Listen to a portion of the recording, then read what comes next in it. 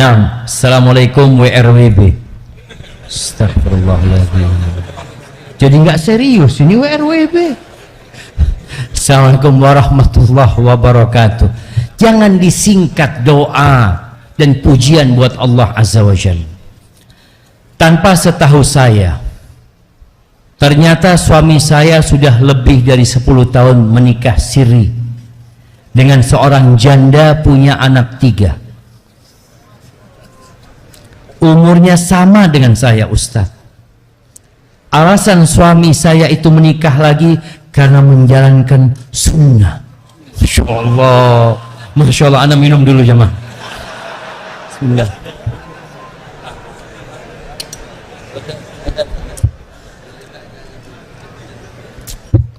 Jadi alasannya anak karena menegakkan sunnah itu cuma. Begitu pandainya suami saya menyembunyikan, Ustaz. Karena selama ini tidak ada sedikit pun perubahan sikap dan tindakan suami saya, Ustaz. Rumah tangga kami selama ini baik saja, alhamdulillah. Kalau tidak ada orang yang menyampaikan, sampai kapanpun mungkin saya tidak akan tahu, Ustaz. Berarti yang salah yang menyampaikan. Iya jemaah. Berapa banyak rumah tangga baik-baik gara-gara ada orang yang menyampaikan rusak rumah tangga itu. Dia katakan nggak ada masalah. Jadi perempuan ini merasa aman, nggak ada perubahan di diri suaminya. Cuma gara-gara ada yang menyampaikan. Dia katakan, dapat Ustadz bayangkan betapa kaget, sedih dan marahnya saya, Ustadz. Ya, Anda bisa bayangkan. Anda bisa bayangkan. Kaget, sedih, marah itu Anda, dan Anda merasakan. Nah, bermacam kata-kata kasar dan kotor saya lontarkan kepada suami saya, Ustaz. Tapi suami saya diam, tidak menjawab sedikit pun. Begitu juga dengan istri sirinya. Bermacam-macam cacian, makian, hinaan saya, tapi dia tidak menjawab sedikit pun.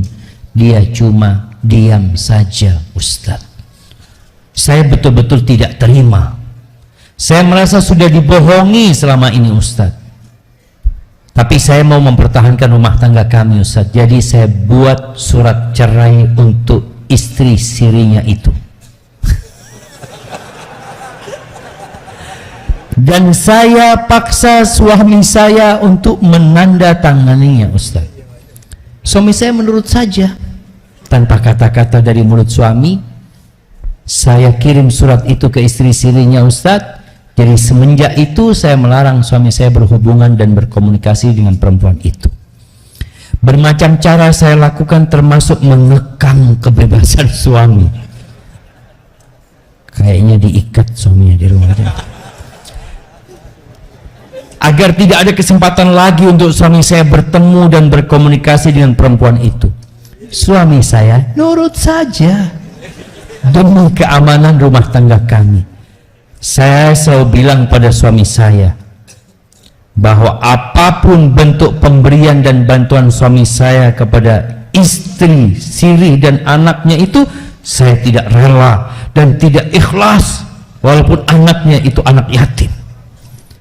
Pertanyaannya, Ustadz, berdosakah dan termasuk zalimkah saya kepada suami saya dan istri sirinya atas perbuatan saya ini, Ustadz? Mohon pencerahan dan pengarahannya. Wassalamualaikum WRWB warahmatullahi wabarakatuh. Bagus banget pertanyaan ini, jemaah. Iya.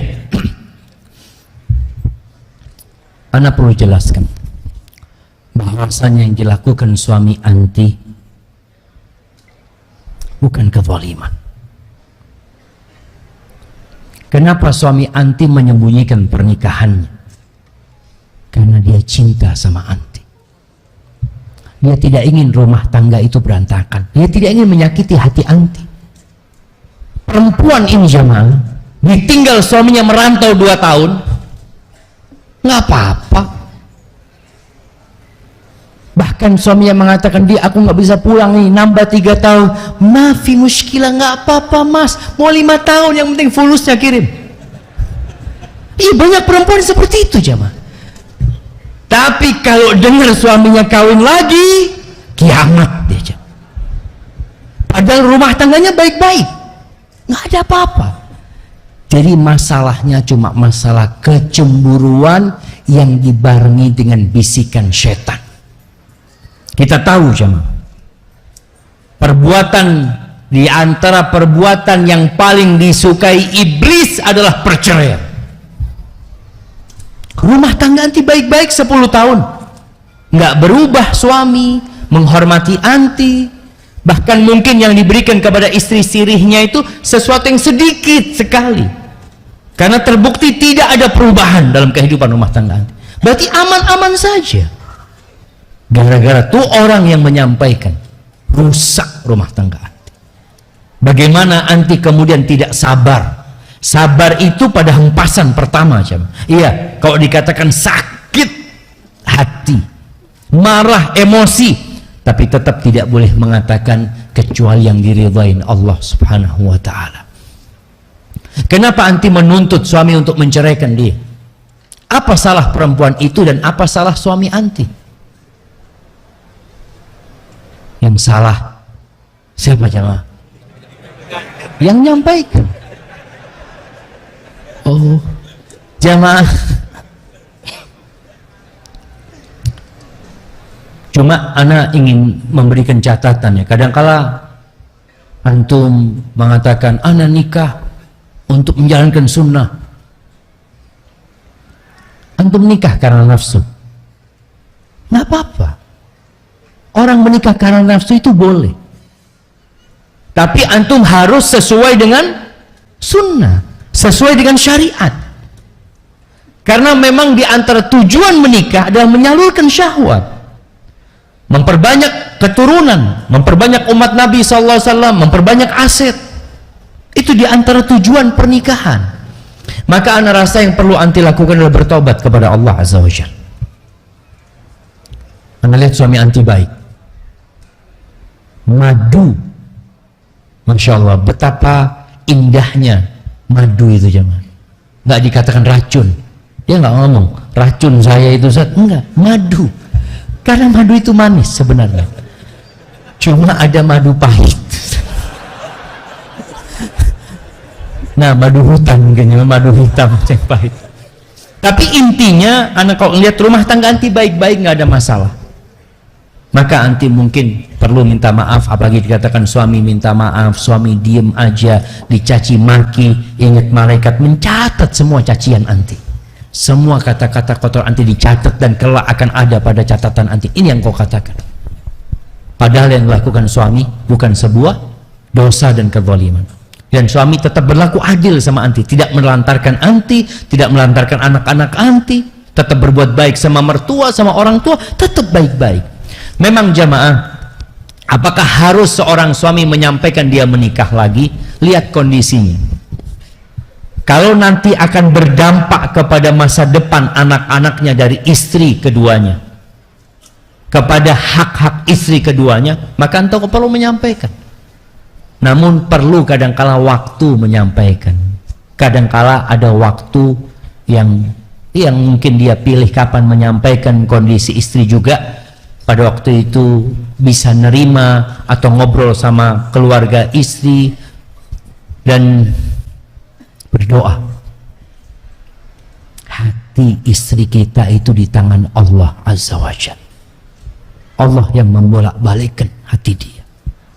Hari ini dia bisa bersedih, besok dia bisa marah ya. Dan bagi para perempuan, ketika ada kawannya yang dipoligami, maka tolong engkau menguatkan kawan, bukan ngomporin dia. Ana punya istri kadang-kala dia lemah jemaah ya. Karena ada yang ngompori jemaah. Ada yang mengatakan, aku alhamdulillah, aku nggak dikasih harta, aku ya nggak banyak duitnya, tapi aku nggak dipoligami. Ini orang Ya, bisikan-bisikan syaitan ini juga jamaah. Kadang-kala nih ada orang ketika tahu fulana dipoligami, dia datang seakan-akan dia cinta sama fulana. Ya Allah, kesian engkau ya, engkau kurang apa? Kau bisa dipoligami engkau. Kalau aku nggak mau dipoligami. Ada syaitan yang kedua. Ada banyak setan. Padahal kita tahu amalan yang paling dicintai Allah, sururun tudkhiluhu ila muslim. Kegembiraan yang kau transfer kepada hati saudara. Itu amalan yang paling dicintai Allah. Bagaimana sekarang dia dapat musibah, bagaimana dia jadi gembira, bagaimana dia jadi kuat, datang sampaikan kepada dia. Subhanallah, aku dengar suami poligami. Mungkin Allah nggak mengangkat derajatmu. Nggak semua orang kuat seperti dirimu. Masya Allah, engkau wanita yang tabah dan sabar. Istri-istri Nabi pada dipoligami. Bagaimana Aisyah itu madunya 8. Dia cuma dapat bermalam 9 hari sekali ke rumahnya. Kuatkan dia. Insya Allah engkau kuat. Allah tidak memberikan cobaan kepada hambanya di luar kemampuan hambanya. Pasti engkau mampu. Hanya saja mungkin ada bisikan syaitan. Kuatkan dia. Maka kadang-kala perempuan ini kalau dipoligami kesian jamaah, gara-gara lingkungannya gembosin dia, dicatat sama malaikat apa yang kau katakan. Dicatat, jangan sampai gembos. Kuatkan dirinya, kuatkan dirinya. Makanya anak ngomong istri anak, masya Allah, anak punya istri. Yang pertama anak sampaikan bosnya, dialah yang mendampingi hidup anak dalam perjuangan ini. Ketika anak belajar, anak sampai menyelesaikan kuliah, sampai pulang ke negeri ini, dia memberikan kontribusi yang sangat besar sekali dalam dakwah ini sendiri. Karena peran dia, Ana sering sampaikan kepada anak, masya Allah, dengan kekuatan dia menerima. Tapi gara-gara ada tetangga-tetangga, ada orang-orang yang ngembosin dia, kadang-kala dia jadi lemah lagi.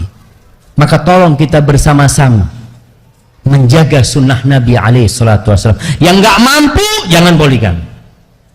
Yang nggak mampu memanage konflik, karena antum akan mendatangkan konflik. Ketika antum poligami tadi ada keributan, istri marah, dan itu terjadi di rumah tangga Nabi SAW. Kalau di rumah orang yang poligami piringnya pecah, di rumah Nabi SAW piring pernah pecah. Makanya kalau nggak ingin pecah, ya beli piring plastik kan. Dilempar-lempar, antum lihat, alhamdulillah nggak pecah. Artinya memang kita harus sabar. Ketika antum tidak mampu sabar, jangan.